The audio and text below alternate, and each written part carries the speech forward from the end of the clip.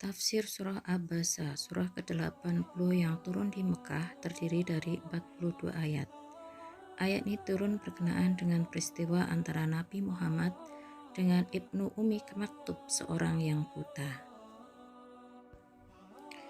Teguran Allah kepada Nabi ketika ada seorang yang buta yang datang kepadanya. Allah perlihatkan dua model manusia. Pertama, manusia yang terlihat hina, miskin, dan buta, tetapi beriman. Kedua, manusia yang terlihat mempunyai derajat yang tinggi, kaya, dan terhormat, namun belum beriman. Ini adalah ujian bagi pendakwah dalam berdakwah dengan adanya dua model manusia.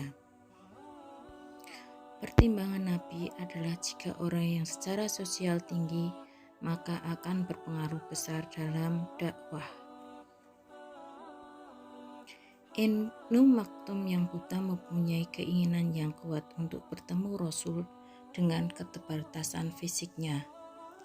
Karena tidak melihat Rasul tetapi mendengar suaranya, Ibnu Maktum langsung bertanya kepada Rasulullah berkali-kali. Surat Abasa adalah cara Allah memberi pelajaran kepada Nabi Muhammad SAW. Allah sebutkan ciri orang buta yang mendatangi Rasulullah. Meski buta, ia memiliki kemuliaan, lebih mulia dibanding kaum kafir Quraisy. Meski buruk dan miskin, karena Ibnu Maktum datang untuk membersihkan jiwanya.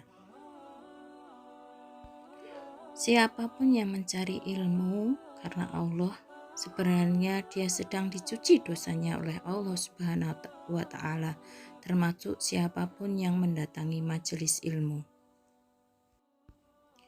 Ada beberapa sifat yang harus dimiliki oleh seorang pencari ilmu, yaitu yazaka, berusaha mencuci dosanya. Si buta dengan semangat mencari yazakar, ingin mendapat peringatan agar lebih dekat kepada Allah dan datang mencari ilmu dan ingin mengamalkannya.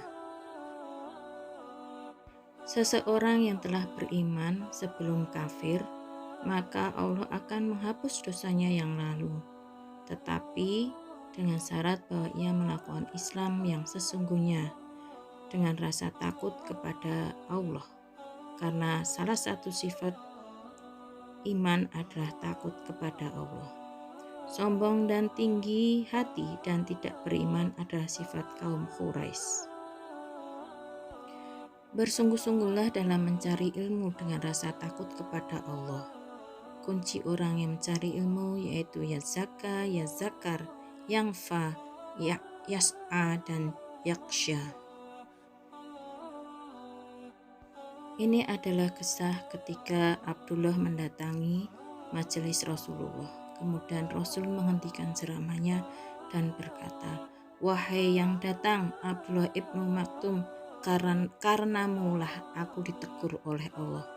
Subhanallah, akhlak jangan dilihat dari penampilan saja. Jangan memandang rendah orang lain. Muliakanlah para ustadz ustazah.